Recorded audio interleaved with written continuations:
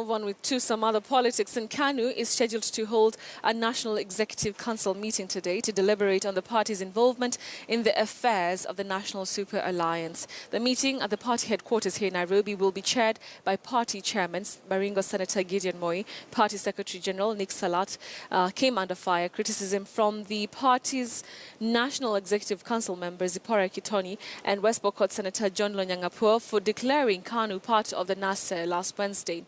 Salat joined opposition leaders at Bomas of Kenya and announced that Kanu had joined NASA and that together with other like-minded parties, it was determined to remove Jubilee from power. We do not associate ourselves with the sentiments that were presented by Mr. Salat. And I want to ask all our supporters can never be misled by those sentiments. Before the end of this week, leadership of Kanu, national leadership of Kanu will be meeting, and for which we will know what disciplinary measures will be meted upon this member who chose to go and speak his views, purporting to emanate from everybody. All right, let's now link up with my colleague Timothy Otieno, who's following up keenly on that meeting, the National Executive Council meeting that's taking place today. Thank you so much, Timothy, for joining us. So talk to us about this meeting. Has it started? And what is the agenda for this meeting, well, apart from NASA?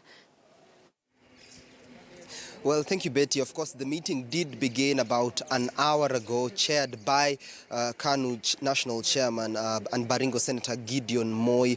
But of course, we've also been able to see other politicians get into the building behind me that houses the party's headquarters. Of course, among them are nominated Senators Zipporah Kitoni as well as Ben Njoroge. I think, Betty, basically the key agenda is the issue of political alignments and realignments heading up into this year's general elections. Of course, you have mentioned that indeed the Secretary General for Kanu, Nick Salat, did appear with the leaders of CORD in the formation of NASA, but he had been disowned. And of course, the members here were saying that his stance in that particular meeting was a personal decision and not that coming from Kanu within itself. And therefore, perhaps the reason why this meeting is being held here today, the National Executive Council is supposed to discuss among other things, according to the Kanu Constitution, the formation or joining of other political bodies. So whatever outcome from this meeting that we are expected to hear from the members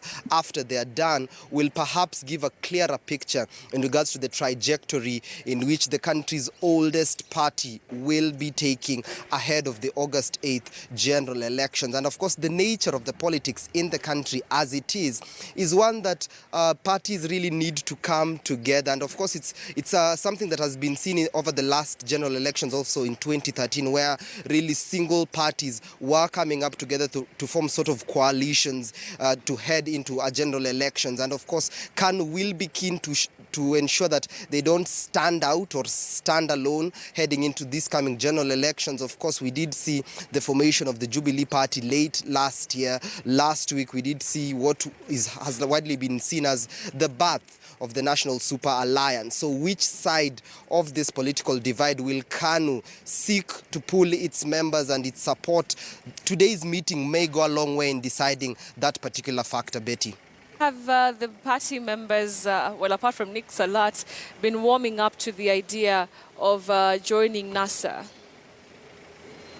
Well, of course, Kanu has really insisted, and of course, by its leadership, the chairman, you have seen several times a spat or a war of words between the Baringo senator and the deputy president. The latest one was witnessed during veteran politician Mark To's funeral just last week. And it has been a bad blood that has been seeming over a long period of time. And of course, the undertone or this backstories, of course, is the issue of being a political kingpin in the former Rift Valley region. Many believe the deputy president holds a lot of will and power, in that political power that is in that particular region, and one that the Baringo senator hopes to dethrone him from that position. And we've seen that play out in public rallies over a series of months right now. And of course, it's highly unlikely that we'll be seeing Kanu, of course, support the Jubilee Party ahead of